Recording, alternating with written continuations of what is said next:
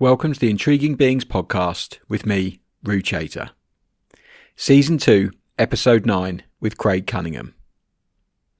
Hey everyone, hope you're doing well. I'm back again and there's been a bit of a break since the last episode. I think it's been about 3 weeks.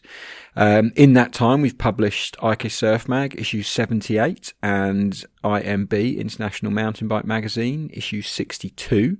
So if you mountain bike or kite surf, be sure to go and check those out. I usually beat myself up about the amount of podcasts that I've been releasing, but I've just been looking back on it and I've actually released 13 this year, which is more than one a month. So whilst that isn't an amazing amount of content, it's still pretty reasonable for someone who's juggling quite a lot of plates at the moment. And actually I've released 29 since I started this podcast, which was only in October last year. So I'm going to stop beating myself up about that and measure my success in a slightly different way. I think it was Dan McCauley, one of the people that I did an interview with earlier this year, and he talked about how you measure success. And I think sometimes we put a lot of pressure on ourselves to achieve certain things. And I guess as we're coming towards the end of the year, we're clearing the decks at work, making sure we've sent all those emails and sitting there and thinking, have we managed to have a successful year? And I look back on it and think, yeah, it's not been amazing in terms of business successes maybe, but hey, we're still here. And we're still working hard doing the jobs that we're doing and trying to get as much out of life as possible. So rather than lament at myself for being rather tardy on the release of this podcast, I think actually it's out in due time and I'm quite pleased with the fact I've got another one out before Christmas. As of next year, January, I'll be releasing a couple of episodes early in January, I think, and then don't know what's happening. Got some travel plans that may or may not come off. As I mentioned before, buying a house in Pembrokeshire, that's dragging its heels, and quite keen to go to Cape Town for the King of the Air, but don't know if the house might be completing around that time or anything like that. I'm sure anyone who's bought a house will be aware just how stressful that can be. Anyway, as Christmas rolls around, it's here just next week. I'm looking forward to a bit of well-earned time off. As a business, the publishing side of our company always shuts down for a couple of weeks over Christmas, so a chance to catch up with family, friends, drink a few beers, and I hope you've got similar plans for a bit of rest and recuperation ready for the next year. It's actually the end of the decade, which is quite an interesting concept. I hadn't really thought about it like that, so it kind of makes you feel like you really want to send it off in style. Not sure what I'm doing yet, but I'm sure I will think of something entertaining to do. Perhaps next intro will be me telling you what I got up to at New Year's Eve, although that'd be quite a boring thing to do. Anyway, let's get on to this week's episode. It's with a gentleman called Craig Cunningham, who I've known for a long time. He's probably one of the most stylish kite surfers out there, but he's also worked his way up with Duotone, and he is now team manager, looking after probably the most successful kiteboarding team on the planet right now. What's interesting is in the interview we talk about his hot tips for the future and then seeing how the results have gone. Of course, Valentin Rodriguez just won the kitesurf freestyle or GKA Freestyle Kitesurfing World Tour. Mikali Sol won the Freestyle World Tour for the women, and then we've got Ayrton Cozzolino winning the World Tour for the guys, and yeah, just it's been an incredibly successful year for that team. So well done to the team members, and I guess well done to Craig for nurturing that talent. We talk about a load of things in this interview, from his early days and potential pro ice hockey player status, everything in between, and where he sees his future within the sport. He's an interesting chap from Canada, hence the ice hockey connection, and I think you'll really enjoy this conversation. It's a long one, goes on for about an hour and 15 minutes, I think. So hopefully that should see you through a long car journey, perhaps on your way to see family and friends for Christmas. Anyway, without any further chat from me, let's get straight into it. So here's Craig Cunningham with this week's episode. This afternoon, I'm sat with a gentleman from Canada, Craig Cunningham. How's it? Very well. Good to see you, buddy. He's been a pro rider for quite a long time now, rides for Duotone, and he's one of the leaders of what I would say the park scene, and certainly when style matters as well. So me and Craig have had some interesting conversations over the years where he sometimes says, that's not stylish, get out your magazine. I have to explain that it's for people that can't touch their toes, so they're kind of amped if the technique is at their level. But he's a very talented rider, and I thought it'd be an interesting guy to get on the show. So first up, Craig, how did you get into water sports? Well, yeah, thanks for having me. And yeah, I guess diving in straight into how I got into water sports, I grew up in the Great Lakes area in Canada, and grew up, I guess, playing a lot of team sports, really. So yeah, water sports, I mean, we're kind of on the agenda in the summertime, but it was more so like we didn't have waves or anything, so it was just like skimboarding or getting towed around behind your uncle's little boat or something, you know, on some skis or whatever. But yeah, I guess at one point I just, because I was snowboarding and skateboarding a lot, I saw this whole like kind of wakeboarding thing. I mean, I already knew it was a thing, but like taking off a bit more in my area. And I really wanted to do that, and just, yeah, came from a pretty middle-class family. It's like, you're not going to fill up a boat with gas, and like, how are you even going to get the boat in the first place?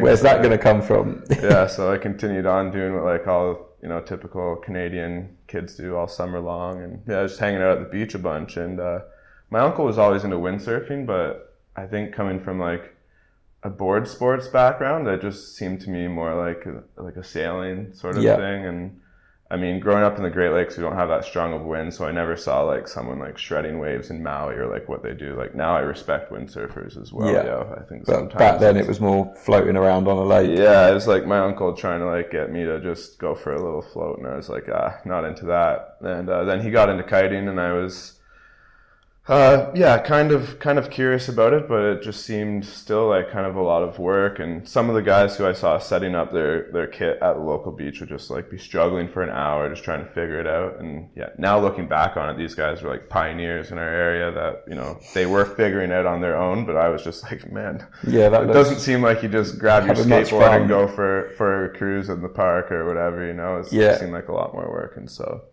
yeah, one day I just saw this one guy, his name was like Jason Swears or something, but anyways, he just came down, and within 10 minutes he was like pumped, set up, and jumping probably like 5 or 6 meters, you know. And I was like, wow, that's sick. Starting to look good now.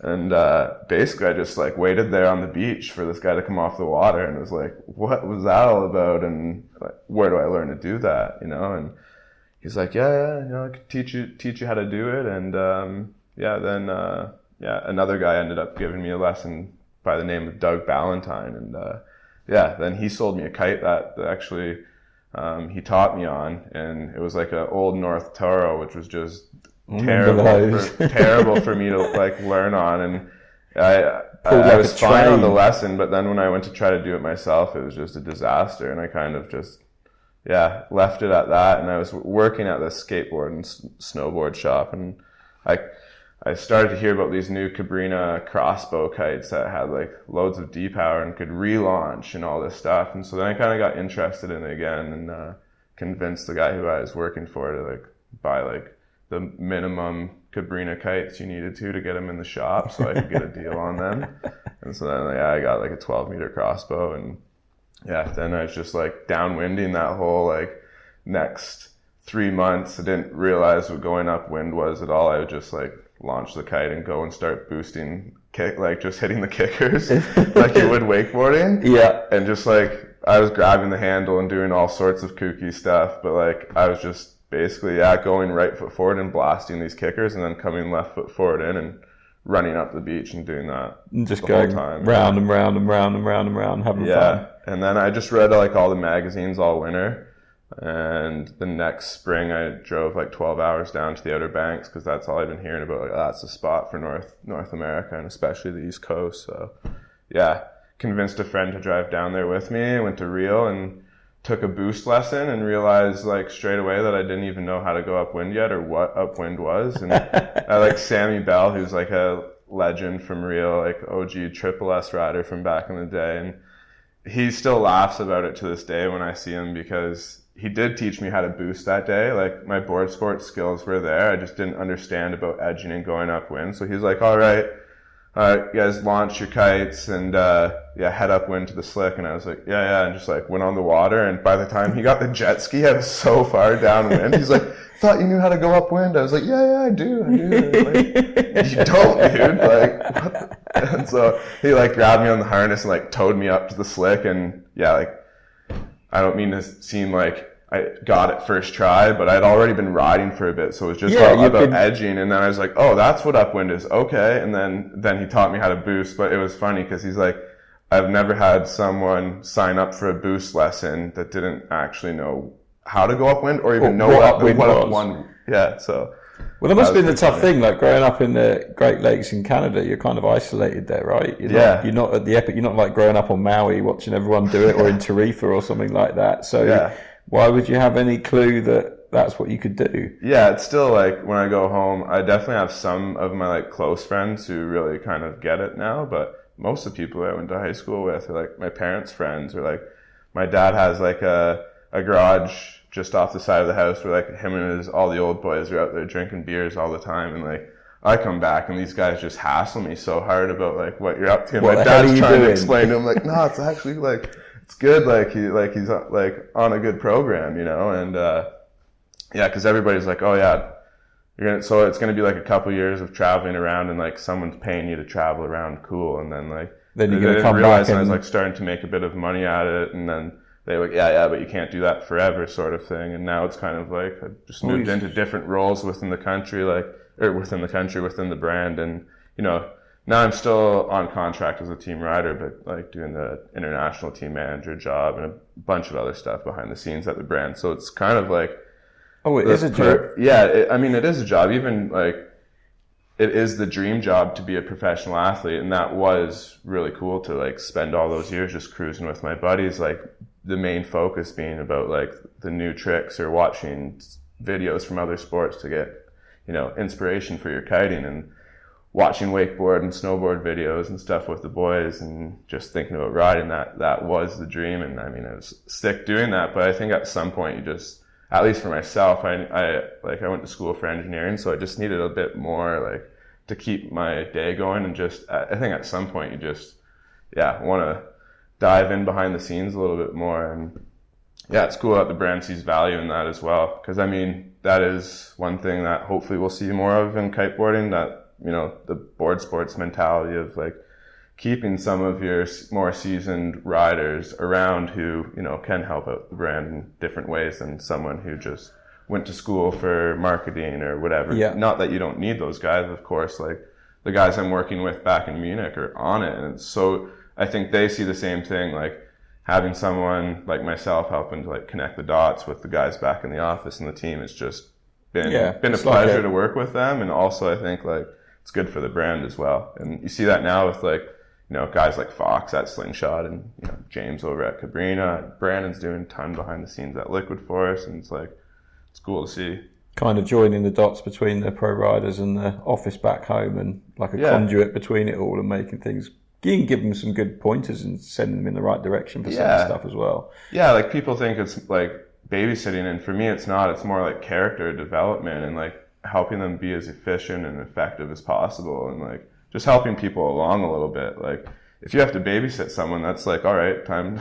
There's plenty of other people who want your job, who are willing to like put in the effort. So, and that must be quite interesting, because for you, coming from your background and where you grew up, you probably didn't really have that, you know, when you were learning to kite, you know, you were just out there doing your own thing. Then you went to reel and you were getting a boost lesson and not really knowing much about it. And then now, like, you know, young riders have got all these mentors that are around, whereas back then they weren't really existing. At what point did you realize that, you know, you could make a career out of it, that you could actually become a pro rider and that could be a path for you? I mean, I guess when you drove down to Reel, you didn't have that in mind, or were you like, hey, let's drive to Reel, spend the summer there, and then we're going to be pros and we'll be like living on Maui? Like, at what stage did that kind of become a reality? Yeah, I don't know, because like definitely when I drove down to Reel, I had no aspirations of being a pro. I just thought this was cool and I wanted to do it. Good thing to do for the summer. And then like, actually, I didn't even really become friends with him, but like just ran into him for a second in the shop, because like Brandon was working in the shop. He wasn't even good enough at that point to be a coach. Like the first year I met him, like we just ran into the shop and we realized we're both from the Great Lakes, and that was about it. We didn't even really hang out. I was there for like 5 days or something left. And the next year, like, I came back, and this year for like 2 weeks, and started to become friends with some of these guys, and, you know, met Sam Madisky in the scene and everything back in Canada. And like, all of a sudden we had this like little crew, and we're all, you know, kind of pushing each other a little bit. And yeah, I think then at that point I was still like, this is cool. Like, Brandon's like, just because of being at real and being such a good athlete, like his DNA is just riding ridiculous. All day, every day. Yeah, like he's a beast. He got really good, and Sam Madisky was already kind of like on the program at Nash. So I was like, oh, this is rad. Like, getting a cruise with these guys who are kind of pro riders, or like aspiring to be, and just seems like they're living the dream. And, you know, basically I was still in university for engineering and stuff. Like, I took power engineering. Like, yeah, that's a whole nother story. But at that point I kind of thought, oh, well, like, this is cool. These are my buddies, and maybe I'll do some trips with them and, you know, see where it goes. Yeah, not even just like do some trips with them when I'm off of school or whatever. And then, finish school and worked for this place that I did my co-op program at, and they hired me straight out of school and worked for them for like 6 months. And then Sam was like, man, you got to quit that job and just come cruise with us in Brazil. Like, I went last year and it was amazing. And I was like, yeah, okay. Yeah, I just thought that was like such a crazy thing to just go to Brazil for 2 or 3 months. Like, yeah, like, I'm just going to do that. Yeah. Like, it seems so odd to me that that was like, it a thing wasn't that you even could a even thing do. for me. Yeah. Like, I don't know anyone from my town or anyone that I knew who ever would do something as drastic as that, what I thought at the time, you know? And, just went there. Somehow he convinced me. Somehow I like took a leave of absence that just turned into never coming back. And on that trip, I was like, oh, this is the shit. This is like what I want to do. Like, even if I'm spending my own money, like, to go travel around, this is all I want to do. Like, I'm young and I can always go back to work. And at that point, like, Brandon and Sam and Ryan Stra had already really made names for themselves, and were like, John Van Melson was around at that time as well, like shredding, and Jesse Richmond, and like, there's like a pretty cool North American crew. And I was like just stoked to be cruising around the world with some of those guys, you know, and like it was fun. And we had like a little NA blend crew. And at that point I still never thought like, you know, I would get paid to kite or whatever. And then Liquid, just Julian Fillion, he's from Canada, the designer at Liquid Force. And somehow through like testing kites with what was SBC Kiteboard at the time with John Grea and stuff, because they're based in Canada. I met like Sleazy and Julian, and they're like, oh yeah, you're already friends with like Brandon and stuff. Cool. Like, maybe we'll send you guys some kites. And so then I got some free kites from Liquid. And then, I was basically just like spending my own money, continuously traveling, like, you know, working odd jobs. And I started a little stand-up paddle business back home with like a friend, just to like make some money while we were at home in the summer and just do that. And then, then like at some point I was just getting a little bit better, got asked to come on like a Liquid Force team shoot, got a little bit of budget for a few flights and stuff. And at some point I was just like spending, I guess, equal amount of money to what I was getting from my sponsors and stuff. And that was cool. I was doing that for a bit. And then at some point I just had, I guess a good result at Rosham, and I was hanging out with the right guys, with like making some cool videos with the other North American riders. And basically at that point, North, which is now, you know, Duotone, they were looking for a North American team rider, because at that point it was like Sky was their North American team rider, and he was kind of out on Maui and like starting to shake the boards and riding waves, and like, so they kind of wanted like one of these like a park rider guy that was going to create a lot of content for them, not be just focused on doing the world tour all year and doing those stops, which, you know, it's great to have a well-rounded team. And at that point they were really starting to push the whole true kiteboarding thing. And that's one of the mentalities that like Boards and More and Duotone that I respect a lot. And like one of the things that now I'm really trying to emphasize that I think is cool, as the biggest brand, we are trying to be true kiteboarding and just like push things in all the different directions as hard as you can. It doesn't matter if it's such a little niche like foiling a few years ago or whatever. It's like, who knows how big it can become. Like, so just, it's such a young sport, let it do its thing. And I guess at that point when North like approached me, and I was like, oh, like, wow, someone like, before it was like always like, fighting tooth and nail to like get money and ask for sponsors and sending PDFs and sponsor me videos and like all this stuff to all these brands, trying to like find like a little sponsor here that would give you like a few $100 a month or $500 a month or whatever, you know, to like make it all work. And then I was like, oh, like, yeah, at that point, the guys from North, or, you know, now Duotone, they're like, all right, we want to send you a contract. And I was just so like loyal to Liquid Force and that crew. Like at that time, I felt like we kind of had like a dream team, and still looking back on it, it was like such a rad team. We had like, at that time, Mauricio Abreu was there. Yeah. And we had like Slezak and Moy Gold, and then like James Boulding and Nick Jacobson and Brandon. And there's a whole ton of like really good names. Yeah. Who at the time. So I was like really into that. And I was kind of like, unless these like, this European brand wants to like pay me a bunch more money, like I'm not going anywhere. And then I like got the contract and was like, oh, this is interesting. Yeah. And then I was like, fuck, like I think I'm actually gonna like actually consider myself like a pro kiteboarder now. Like I'm getting paid, like I can just cruise on this. And then that just kind of like snowballed. Like now looking back on it, that was like, you know, good to cruise for the year, and like, but now it's kind of like, wow, like actually, not a lot of people can say it, but like I think if you work hard and you kind of like want to do your own thing, or you know, there's definitely ways to make a living in kiteboarding, and you know, make a career out of it. Yeah. And you see it now, like it's, don't say like I was paving the way, because there's a whole bunch of people before us. Like you've got like the Dreys and Mauricio and Moy and all those guys. Like, so yeah, it's just cool to see now that you have like guys like Noe and Ewan, and like this whole, for a while there were like, what's the next generation of park riders look like? Because we all kind of felt like we're all still progressing and getting better, but where's like these young bucks like coming up nipping on our heels? And then the last few years it's been like, oh, they're here. Like they're here, like Alex Mize, and like there's tons of them. Ramiro just won the last event, and like it's sick, like nipping around. Yeah. And obviously coming from North America, it's quite difficult. There's definitely like a North American scene with that. You know, like the Triple S is like the world championships to North Americans, and it's certainly one of the biggest events in kiting. Do you find it hard to kind of to get out and to travel and to go to like different events and stuff like that coming from North America, or is it, you know, it certainly seems like there's a certain scene with that North American scene that's not like the European scene, you know, it's completely different. Yeah. I feel like at one point it was harder for us to get out to do events, just because I think in North America you have such a strong board sports scene. And that being said, maybe that's why kiteboarding isn't as big in North America as it is in Europe, because in North America, like I guess you have to pay dues to what the other sports before you came in, and sometimes I think this gets forgotten about in kiteboarding, and it's really like a thing for us in North America.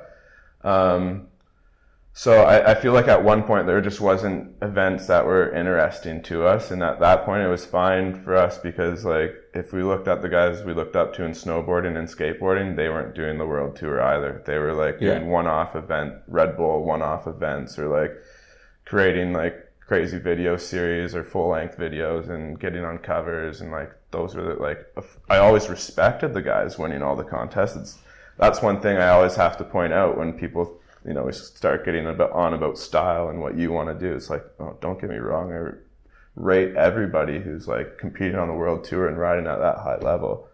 But yeah, at one point I feel like now it's cool that you see that there's park events popping up everywhere, and especially even like the freestyle events now. It's like people call it like wake style kiteboarding, what these guys are doing, and it's just like, well, for me, just because you like put your kite at 45 and ride boots doesn't mean it's like wake style. And even like wake style for me as well is a whole nother like funny term that at one point guys like Dre and Sleazy and all these guys had to distinguish themselves differently from people doing freestyle and what they were doing.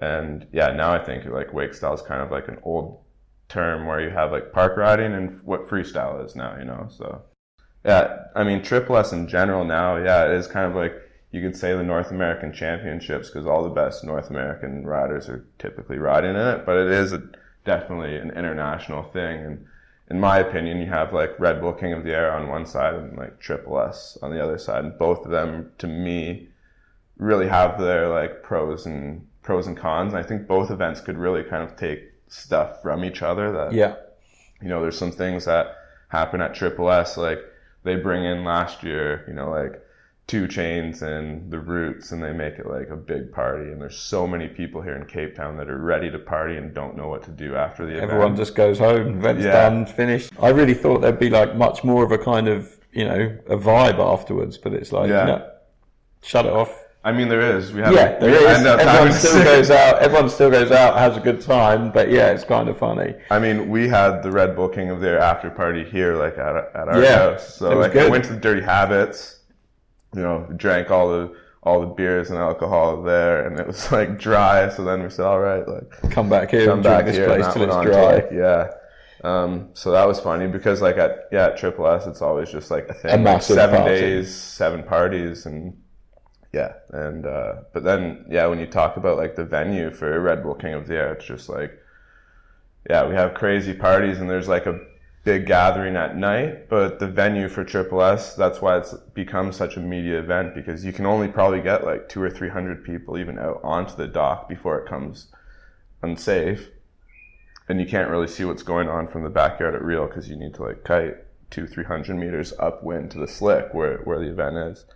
So both of them kind of have their pros and cons, and it's quite interesting because the Triple S are, you know, undoubtedly compared to any other event in the world, I think in terms of how well it's organised and the prize money that they lay on and stuff like that, you can see why North American riders are like, why am I going to go to Europe to mess about with some badly, you know, without slurring anyone, but badly run competition with rubbish prize money when I can just go to Triple S, have a blast with my friends and have a chance of earning a decent buck. Yeah, that's one thing too. Like sometimes I guess you get called out as a hater, but it's one of the things where it's just like, no, more so I'm just like pointing out what I think is right. And for like, in my opinion, Red Bull King of the Air, like they should have the same amount, if not more. Well, probably more. Like they're putting it on the line just as much, if not more, than anyone in a park event. Like, okay, sending it off the kick or going as fast as you can get worked for sure, but like, probably not going to end up in a coma for a week like Lewis did. Like, man, I just hope in the future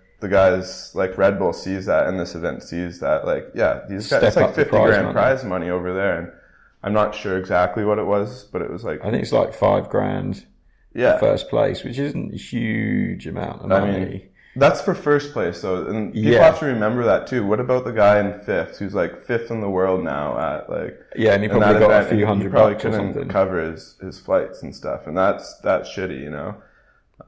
It doesn't have that trickle-down effect, does it? But I think that's just one of the things, too, where, kiteboarding is growing. And, North America, Triple S is the big thing. The like, pinnacle. If you're coming from, like, you're a kiteboarder in North America, that... I mean, I don't know any, like, grommet who's coming up that was like, no, I want to do, like, the Freestyle World Tour. You know, there's only been like a Rocky Chatwell or... Yeah, like a handful of them. That's what's interesting, because there's, you know, in Europe, certainly, and even Australia to an extent, I guess because it's accessible, you know, you do the Freestyle World Tour, a lot of the events are in Europe. Yeah. You had guys like Aaron pave the way, so sort of show that you could make a career out of it. And then, you know, in the US, there isn't even really like a US tour or North American tour. It's just like that one event is like, that's it. Well, there's a bunch of like smaller events, and there's some collegiate events. You know, they do quite a lot of stuff down in Florida and on the East Coast. But yeah, like I said, it's funny. Like even in a place like Hood River, there might be like one kid in the whole high school who kiteboards. Like Hood River is the epicenter of kiteboarding on the West Coast in the world, almost. You know, you could. And like we're having the kite expo there, and it's massive. Like when it's windy, you see so many kites in the river. It's insane. And yet, from the high school, there's like one kid that does it. Why is that? That's crazy. It's because,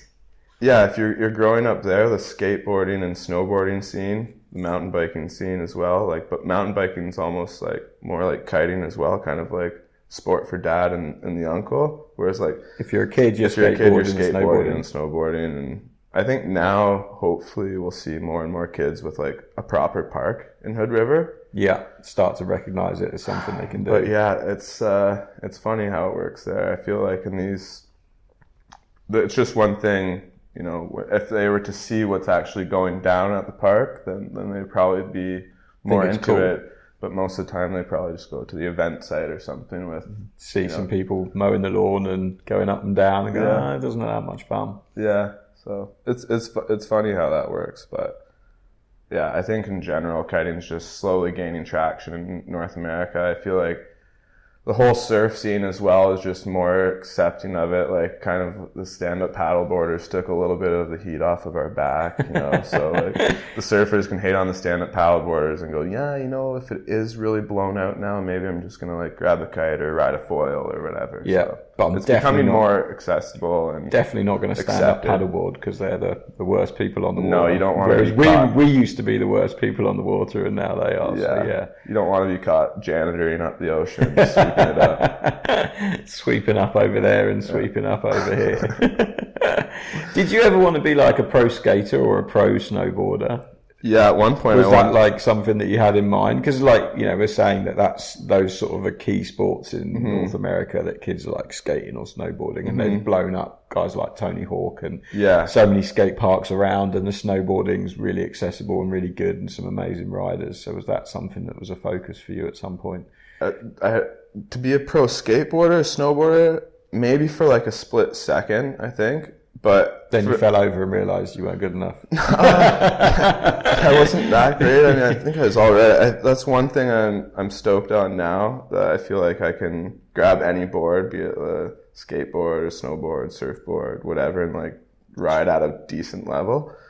But I always wanted to be a professional hockey player probably till I was about 12, 13, maybe even 14. That a lot, right? Yeah, like every kid in Canada pretty much is growing up playing hockey. Like if you don't play hockey, you're kind of like a weirdo. Yeah. And like probably have no chance of ever getting any chicks in school, you know? Right. Like you got to play hockey. Yeah, you got to play hockey and be at least decent at it to have like girls be interested in you in Canada, I guess, until a certain age, you know? But like when you're just popping into high school and stuff, like that's so definitely if you're on the hockey team. If you're on the hockey team and one of the good guys, it definitely helps out, you know? Yeah.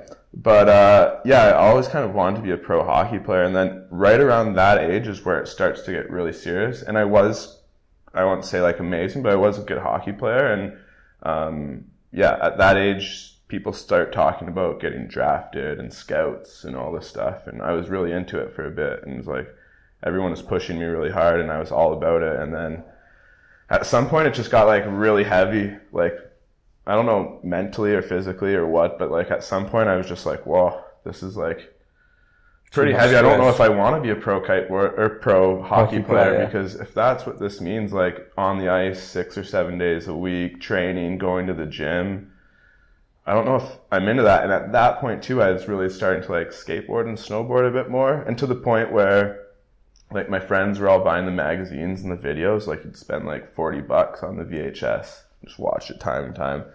And a lot of the guys in like the skate and snowboard mags I was reading about, like my favorite guys, were kind of always bashing on the jock mentality or like the being so competitive, or like wanting to beat someone, like wanting to beat another person. To these guys, like wasn't cool. Like you should like just do as good as you can do and do your own thing and like do your things in your own way.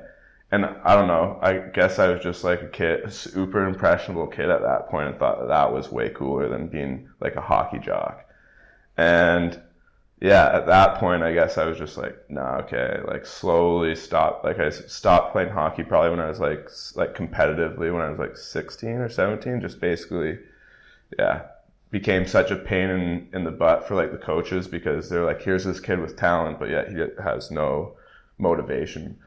And all I wanted to do was skate and snowboard and stuff, and like quit playing baseball and soccer, football, whatever, you know, you want to call it. And it's like, I don't know, starting to piss off my parents. And then at that age, I was just, all I wanted to do was skate. And I guess you're at that impressional teenage years, isn't it? You're like anything that's slightly rebellious. A lot of kids go through it and they're like, nah, that's what I want to do with my life. Yeah, at that point, I don't even think I like to everyone else. Yeah, exactly. Both thought like real hard, you know? Yeah, this is it. Yeah, but I think at that point, I wasn't thinking about being pro anything. I just wanted to be like, just hanging out with my friends, cruising around on the streets on my skateboard, causing shit, you know? Yeah. And that was all it was about. Like, I thought for me, like growing up in that area, I didn't know any like pro skateboarders or snowboarders who came from that area. Like now looking back, there was like one guy who came from that area who's been like super successful. Mark Appleyard rides for Globe and a bunch of other brands. But like, yeah, I mean, people think, oh, you're from Canada. Oh, there's like snowboarder. It must be like tons of snowboarders coming from that area. But it's the Great Lakes. Like there's like, there's a mountain, but it's more of a hill. And it's like 3 hours from my parents' house. So it was all the snowboarding I was doing was like backyard sort of setups and setting up little ramps and riding street rails and stuff like that. Yeah.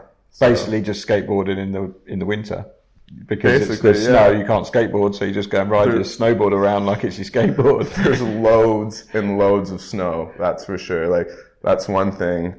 I see like a lot of my friends and a lot of the people who I'm traveling with now are so hyped to go on a snowboarding trip, and I've kind of had enough. Like, you're like, I'll go. I'm stoked when I'm at home in Hood River and we get a good powder day for sure. I'm not going to miss that. I'll go, but I'm not that keen to go cruise the groomers or go ride in the park snowboarding even. Yeah, like I just had cold and I see like I've shoveled enough driveways. Like no joke, as a kid it would be like before you go to school, like my old man had to go to work at usually like leave the house at like 6:30 to be to work for 7 or whatever. And he'd be waking us up to help him shovel the driveway because like open the garage door up and snow just cave everywhere in there, and like we live out in the country, so it was a pretty decent sized driveway, and he wasn't trying to do it all by himself. So it'd be like, I don't know, just remember that. I'm like, enough of that. Shit, you know? Like I'm stoked to be out here in Cape Town for as long as possible. And missing as much of the winter. Yeah, definitely. Just keep going for summers, chasing them around.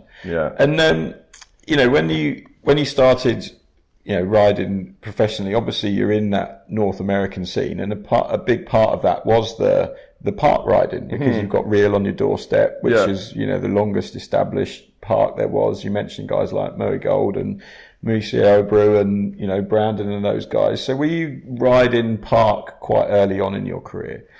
Yeah, so basically that first trip down to Rio, I should have probably bought like the Zero to Hero series, you know, this DVD series they used to have. I think now they have it online or it's on their YouTube or whatever.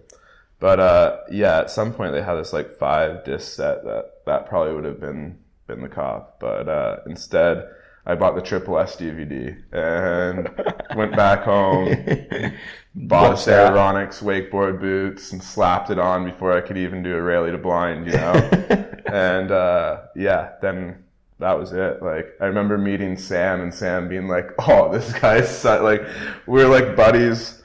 Off the water because we're like the same age, but like on the water he must have just, I know now he thought I was just like the biggest poser. Because I just had like the boots, the Liquid Force setup, like I was just like doing back rolls to reverts and like crips and stuff, and like not even trying to pass the handles, keeping the kite super low, and just like, and Sam was already doing like a lot of the tricks. Like he was doing like, you know, KGBs and slims and mobs and all that. So it was funny like hanging out with him at the start because I'm sure he was just like embarrassed. So you're almost a park rider before you're even riding park. You were like, that's it. I've found my calling. I'm going to be wearing boots and baggy shorts probably at the time and repping it. I think like the second year I went down to Rio, I went with Sam, another friend of ours, Dave Drinkwater, and Sam already kind of had the in at Rio to hit the sliders and stuff.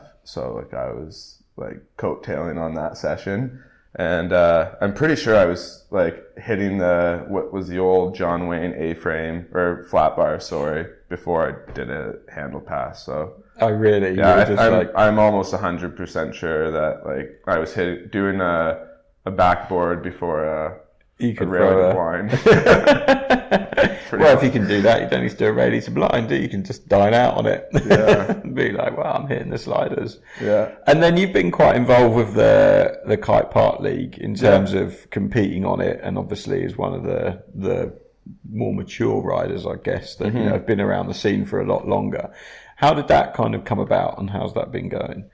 Yeah, it's been going really good. I mean, the Kite Park League in general is just like such a cool crew of people. I feel like, we're also aligned of what we want to see in the sport, and yeah, it's pretty cool group of people to go to events with and have around, and everyone's just happy to see it grow organically. Like, we've obviously had a lot of people trying to take things over or want to get involved, and at the end of the day, we've all kind of been like, just keep doing our own thing, and if it works out, then it does. But yeah, lately, to be honest, it's just been I've been so busy with stuff with Boards and More and Duotone that I haven't been able to be as involved with the Kite Park League as I'd like. But we do have there's a group of 5 people. I think it's like right now Brandon, Alexander Hughes, Ryan Stra, Colleen,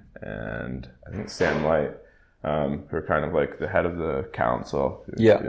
Basically, those guys and girls are trying to just make sure that they'll just make polls in our little online groups and kind of make sure everybody's aligned on things. But if it's something that like really needs to come down to a decision, I think pretty much everybody's fine with those 5 making decisions, a good call, and not having like one person kind of in charge. Although like Ryan Stra definitely takes the charge and is for sure the most passionate of any of us, and he's been injured for a bit, so he's had like a bit more time to put into focus in that. But yeah, it's good. I mean, are you going to keep competing this year? I don't know. The thing is, actually, just as we were finishing up shooting Goodbye Hello video that Noah just dropped, I ran into the side of, actually, we didn't finish it. I was like actually bummed. I had a few more tricks I wanted to film for that video, and we're filming a line, hitting one slider, then maybe 15 feet, so like 5 meters after that, another slider, and then the kicker, like really close by. So we're basically riding like a skate line. Bang, bang, bang, line. Yeah. And I came off the second slider a bit weird, and my kite was looping, and basically I ran into the side of the kicker, not the front, but the side, with my kite looping, and ended up fracturing my left ankle in 5 different spots, like some micro fractures, but one of them's right across the talus bone, which is your main bone in your ankle, and that's been taking a long time to heal up. And then while that was healing, I started to notice my right ankle was feeling really funny as well. I was crutching around on my right when my left was, when my left was in the boot cast. Yeah.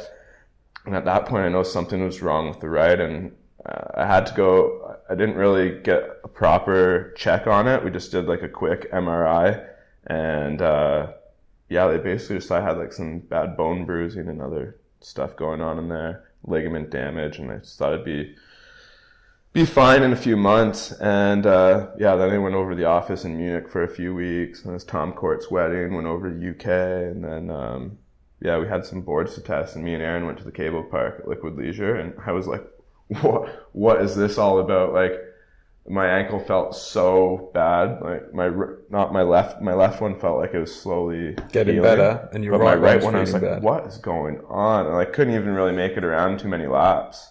Just went back home and got another MRI, but this time with contrast. And this time, they found like a bunch of bone chips floating around, some like bone on bone, a little piece of cartilage that was like catching, and like, of course you're gonna be feeling it. You need a tune-up. So basically, I had a scope, ankle scope, a couple days after Christmas. I just got back in the water like 2 weeks ago, like kiting on a strapless board, just cruising, getting into that, surfing every day, but definitely not kiting at the level I want to be. And I don't know. It's interesting because I kind of wanted to do the Kite Park League full tour a couple of years to like just not prove myself, but also just like in 2017 ended up on 5th overall, and thought like, okay, like that's not good far for me. Off the podium, you could. I'm like, I had a podium that year, and I'm always been the sort of guy, like I said earlier on, where it's just like I don't need to like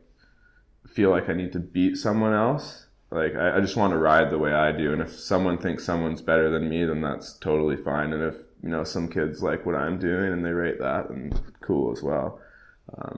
like, you know, having guys like Alex Mize and stuff come up to you, like when they're first coming to the events and be like, man, you're one of my favorite riders. Like that's rad for me, like seeing stuff like that, knowing I influenced someone who now I rate as one of the top guys, and this is cool. But yeah, I don't know. I kind of have a project on the go right now where I'm hoping it kind of all works its way out for Triple S. And if that happens, I'd like to kind of just go shoot a project around that and just kind of go to the event.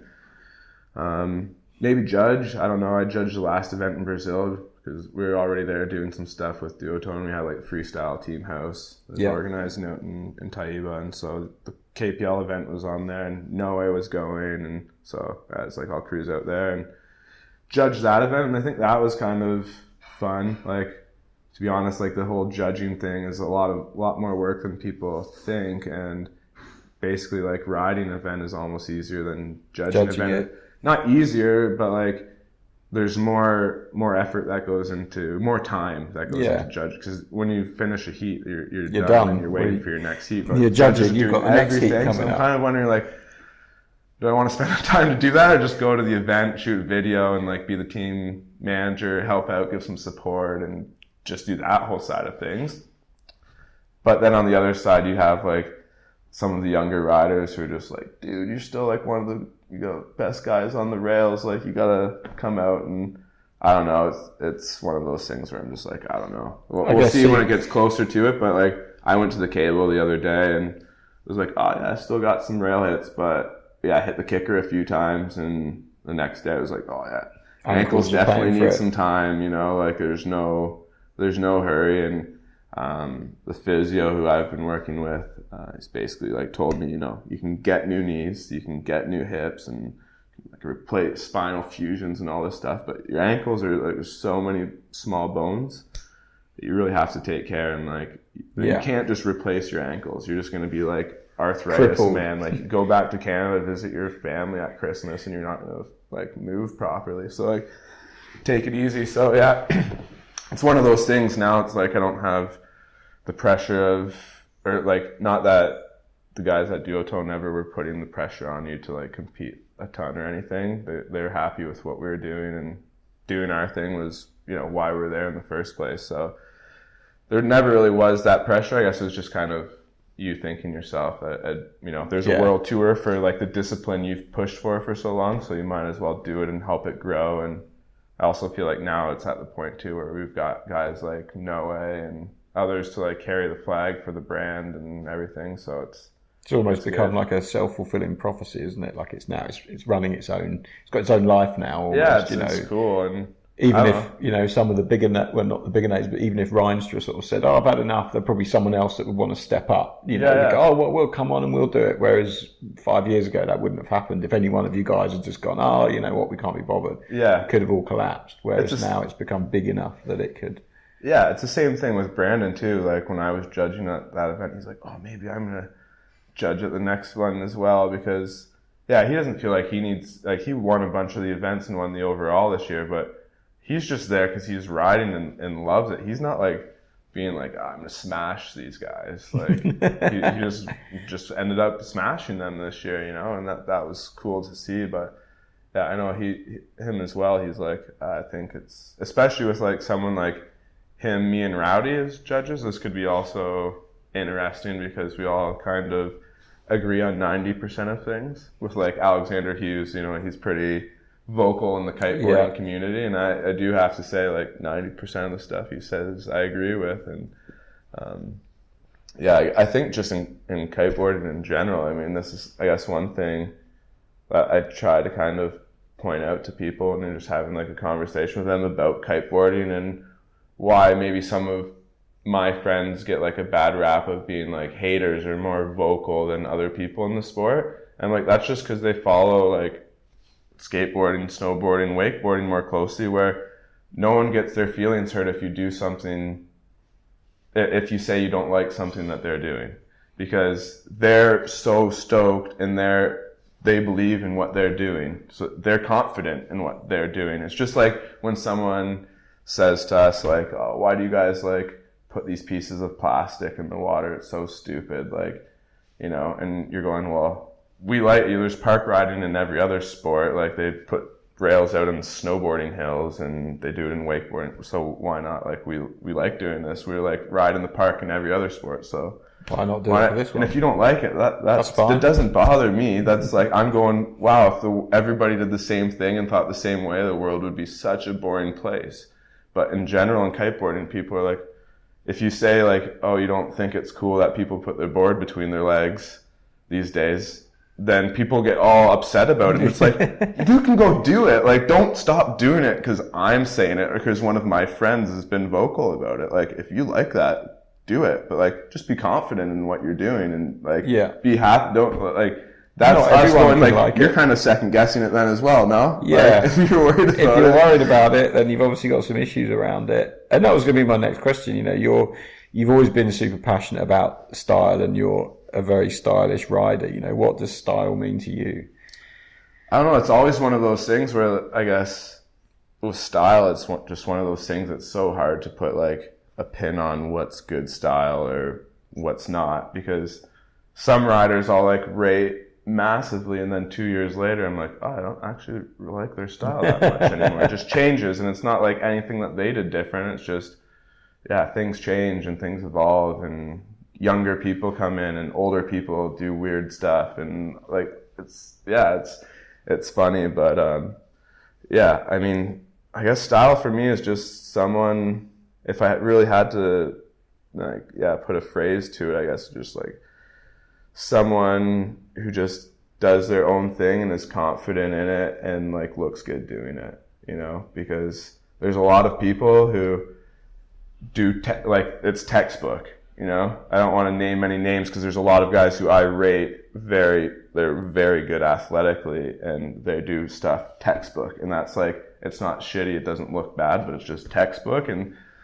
those guys really struggle to have that extra little bit of style because they're like technically so standard and so good, like they couldn't really probably do it any better. But then there's other people where they can make the most basic tricks look really good or make the most technical tricks look super easy. So I mean, someone I guess I can like call out on it because I know he'll have a good laugh about it is Alex Mize, because 2 or 3 years ago he was doing all the tricks that like all the top rail riders were doing. Like he could see me do something and just probably go pick it up pretty quickly.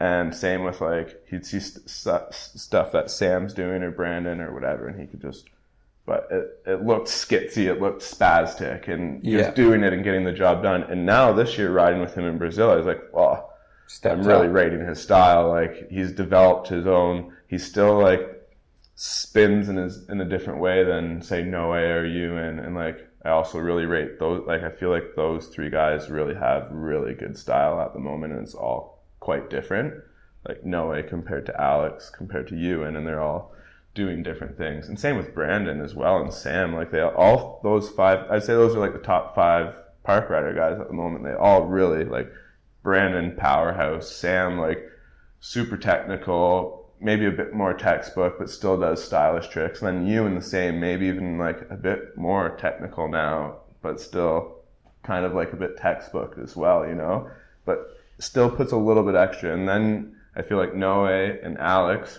have developed such a different standout style. It just looks completely different, doesn't it, when they're riding? Different. Yeah, those are probably the 2 guys who I'm like rating, like when you're just riding and seeing them do tricks. Like Brandon has the biggest bag of tricks for sure, but then like Noe and Alex are just like, I don't know, they're just doing something a bit different for sure. Tweaking it that little bit more. And then Xander as well, now that Noah's been hanging out with Xander, who's like new on our team, did the last couple Kite Park League stops. He's really bringing a lot of like snowboard styles of things, and you just see that translate so much, so quickly into someone's riding when they're like so good at another board sport that they just can. It's so transferable, isn't it? It's like you're 2 feet on a board going sideways. Yeah. So there's quite a few sports that you do that. You're basically sliding on a plank, going sideways, and if you've got skills on one, it transfers across quite easily. Yeah, definitely.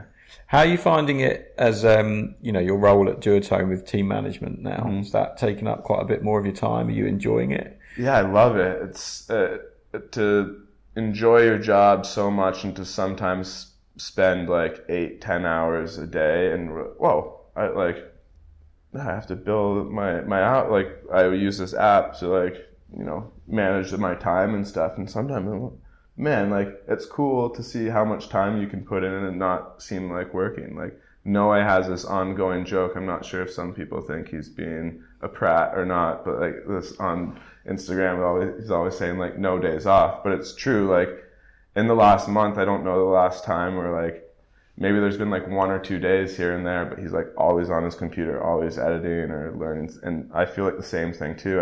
I can't remember the last time I took a full day off, because there's always like someone messaging, someone needing something to post, some like dot to connect. Always something happening. Yeah. And I like, there's only a few things where I'm like, oh, this sucks or whatever, but it's such like a small percentage of things. Or yeah, like you're saying, like with people thinking, oh, maybe it's like a babysitting job. Like I was saying before, it's not at all, because everybody's on it. And right now I feel like at Duotone, it's just like all cylinders firing more than ever before. So I think everybody at the team sees it, is starting to notice it as well. Like we're just on it. And yeah, I guess I also have to say I'm like super lucky that we have all these guys supporting us back in Munich as well. Like not only my bosses in marketing, but like my colleagues back in the office. Like everybody's super passionate about what's going on right now. And I think it was just a cool time to kind of move into that position. Like I'd already been doing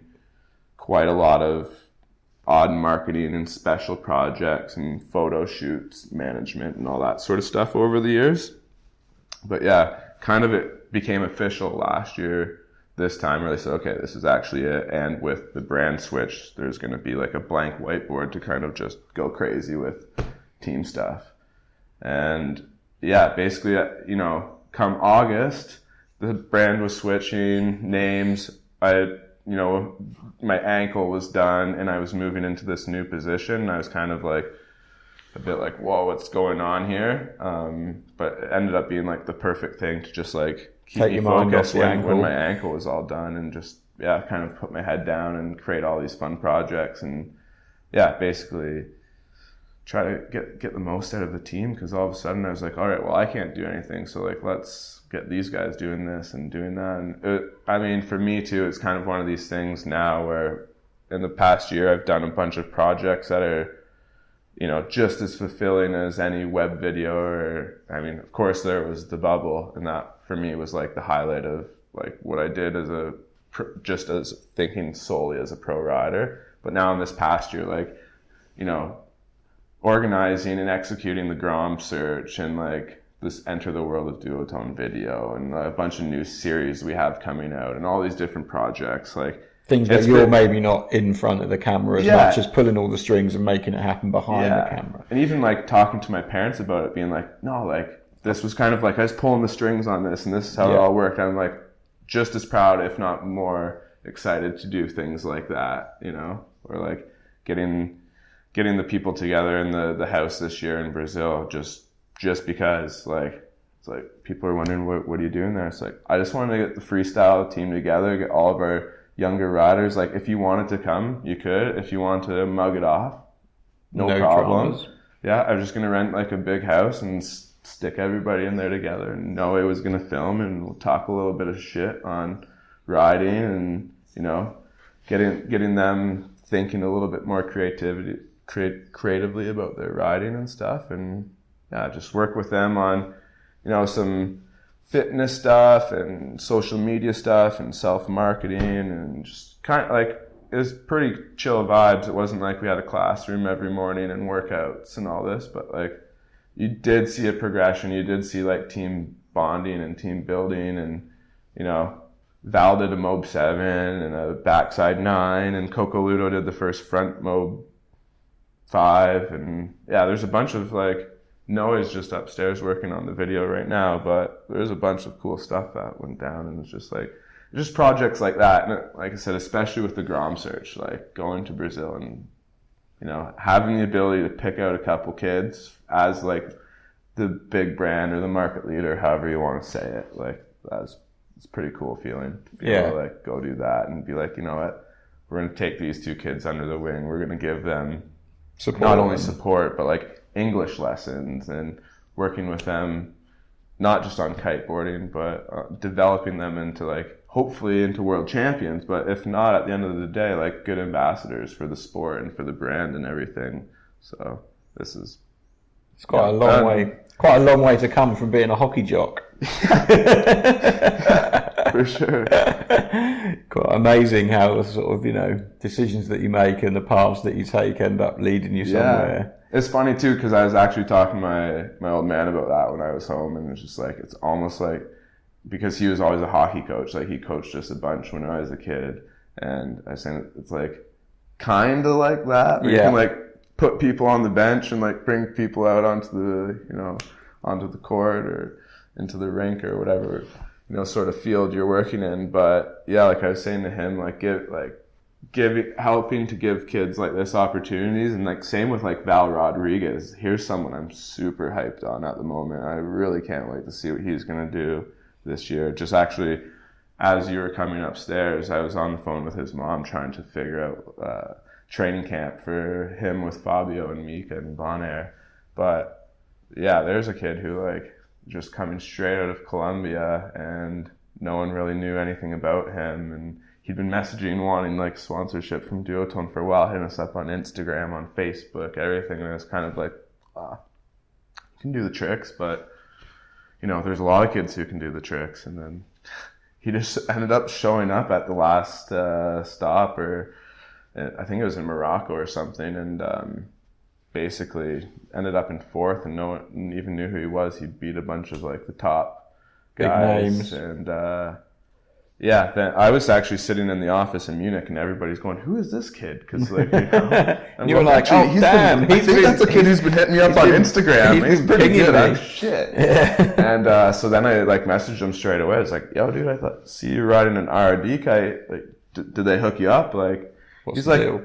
"No." He's like, some guy at my local spot. He saw me and thought I had some potential, so he paid for me to go to the event, and paid for me to get a new 12-meter RRDC kite in the bar. And yeah, I said, okay, well, yeah, we're going to send you some kites then, like try to figure out how to send him kites, and realize like where he lives is almost impossible to get him kites. So you almost got to drive him there yourself after flying him there. So then we're looking at like flying him to Miami and flying him to the warehouse on the East Coast and stuff. And then by the time we kind of figured things out, it was like time for the next stop. So we just bought him a ticket to Munich, and Philip Becker met him at the airport and brought him back to the office. He met everybody. We had a couple board bags sitting there with like all his new kids ready to go. He was like ready to go. And you know, now he met us all in Brazil, hung out at the house, and you know, this year he's gonna get like full support to do the tour, and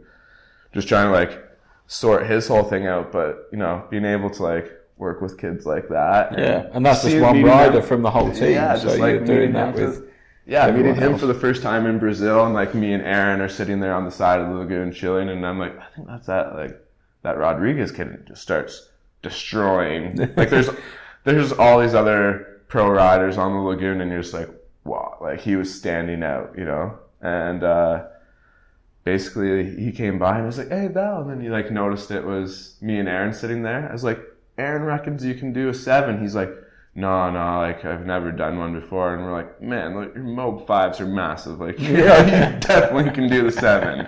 Like if I was your age with your skills, I'd be hucking that 7 right now. So let's have it, you know? And he's like, yeah. And Aaron's like, yeah, I get it. And like, basically I think just having Aaron and I there, like egging him on a bit, he got it. He like the first one he tried, it was just like a massive butt check and everything, but then a few times later just like stomp, gets him dialed in. It's just, for me, it's like almost just, it is just as cool or rewarding to like see stuff like that happen and like work with the brand on that front, because it is kind of like playing a little bit of chess, I guess you can say, or whatever. And we'll see what happens this year with him, but definitely hopefully he doesn't hear it and get all bent out of shape and feel like the pressure's on, but I have high hopes for him this year. Like I think he's the only one who's doing the triple swaps other than Bebe. Maybe someone else is doing them now, correct me, but I don't know. And then, yeah, he's definitely got the tricks, so...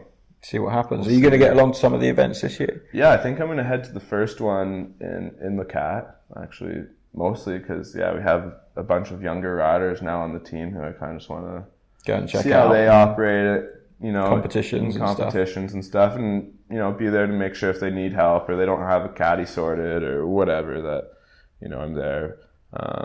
But yeah, mostly just to, kind of check out how things go there with the first event for the Freestyle World Tour. I think it's going to be interesting to see how it goes there.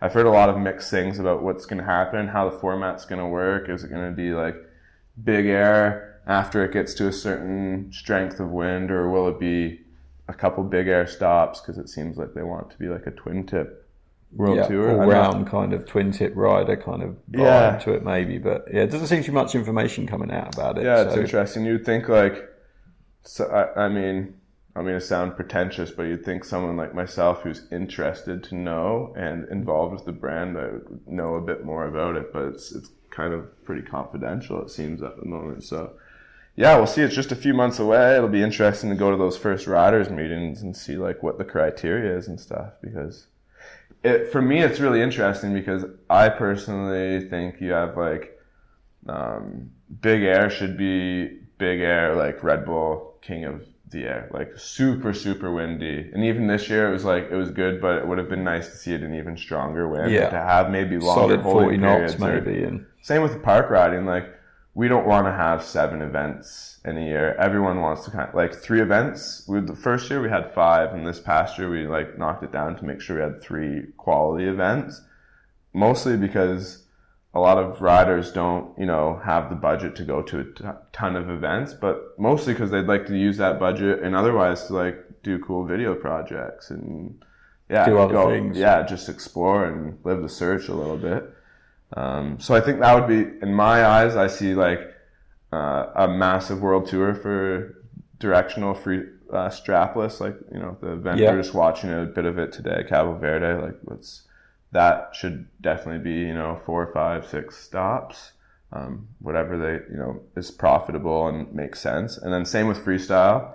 And then to have like Triple Crown for big air and park is like what I see as the perfect scenario. But I don't know, you know, that's another thing. That's just my opinion. So maybe there's a better perfect scenario that, you know, these guys have ideas for.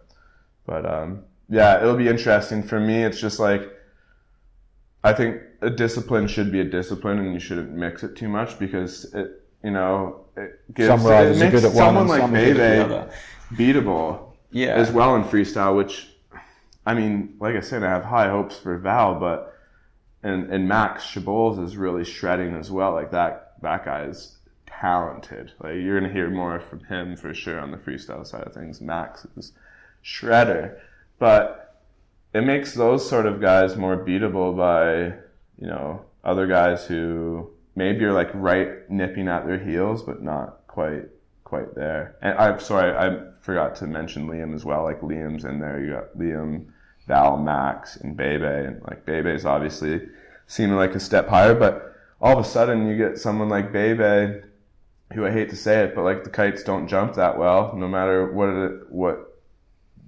kite out of the range, it just doesn't seem to jump that well compared to someone like Kevin on his Nashes, or you know, Liam was going massive on his F1 kites as well. And like, our rider, like, there's lots of kites that jump well, but like, for example, that kind of sucks for someone like for Bebe, where it's just like, he's not training big air. I mean, he could switch his focus to do it, but like, I mean, he definitely looked like a fish out of water at the King of the Air. I thought, like, he didn't look comfortable at all. And I mean, I'm sure he could get comfortable. He's so talented and so athletic, but it's one of those things where, like, when you train your whole life pretty much for this discipline, and then all of a sudden they say, okay, now we want to see you do triple front roll board offs. Like, what the? Well, I remember they did the big air event in Tarifa, and I was there for that, and it was like a GKA thing, and Liam was there, and he actually broke his ankle, and Bebe was there as well. Yeah.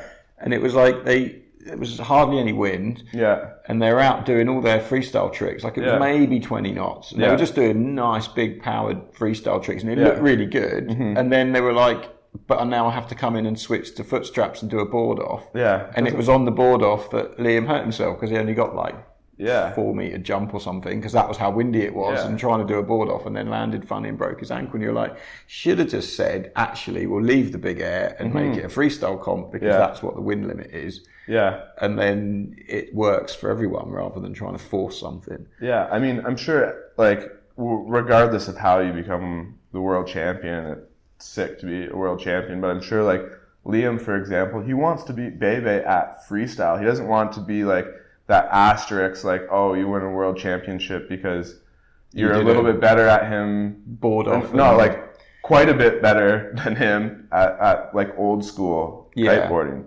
So, like, in my opinion, Liam wants to win in freestyle, or Val wants to beat Bebe in freestyle, or like they don't want to like beat him because halfway through the heat they went in and grabbed their strap board and did a quadruple dangle. Yeah. I don't even know what you call those tricks anymore, because for me that's like old school kiteboarding. That should be left for like school. Yeah, it's like it's one of those things where it's for your average Joe, or for someone who just wants to go out and have a good, weekend kite. Or like, I'm not saying I don't go out and just dangle around every now and then and do some dorky tricks, like. But yeah, for those guys at the top, to do a world tour for it is like, no, big air kiteboarding is like gnarly. It's not twizzling around out there. And like, I know a lot of people will say, yeah, but like people need to relate to it. And this is another thing that kind of angers me. It makes me upset, because in no other board sport do you like cater and market towards the average Joe.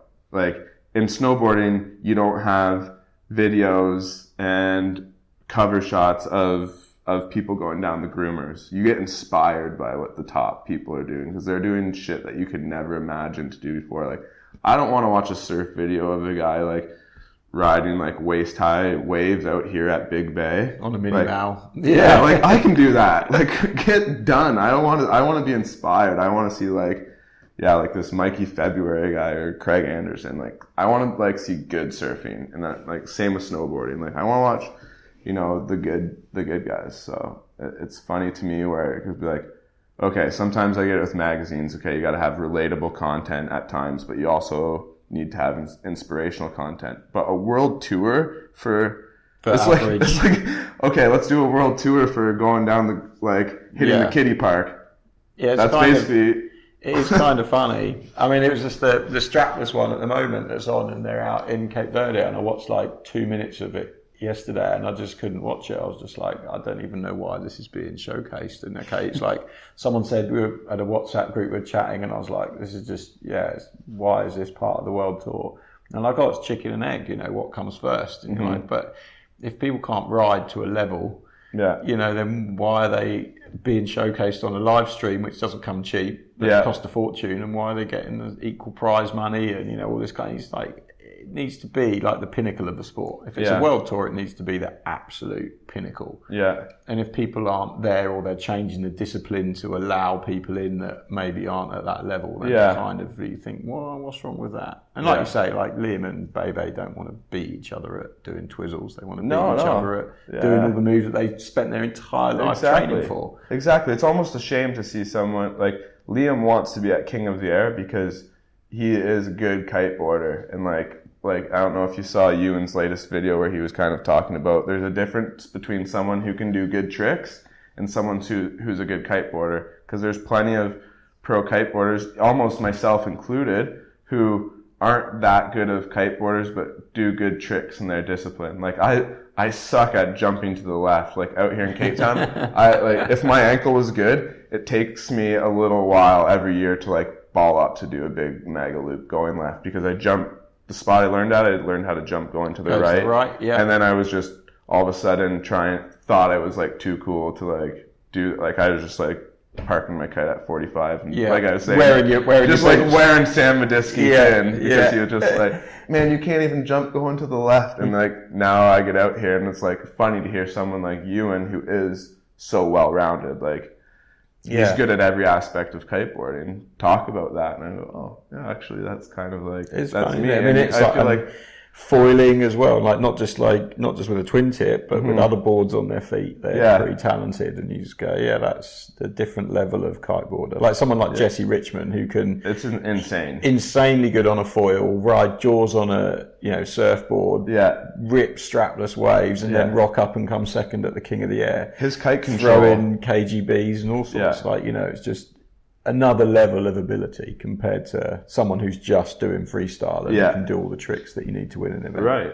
And it's that, but that being said too, like when it was to roll back there, these guys who are training just their one discipline, there's nothing wrong with that. Like if you're just really good at freestyle, then that's fine. And that's why I'm kind of defending, some of these guys where it's like, no, that's their discipline. That's like saying that you're, a half pipe rider and snowboarding, then all of a sudden you've got to go like do tricks out in the backcountry, and they're expecting the same. Like obviously that's a bit more drastic, but yeah, it's interesting times for the competition scene. Yeah, for sure. See where it goes.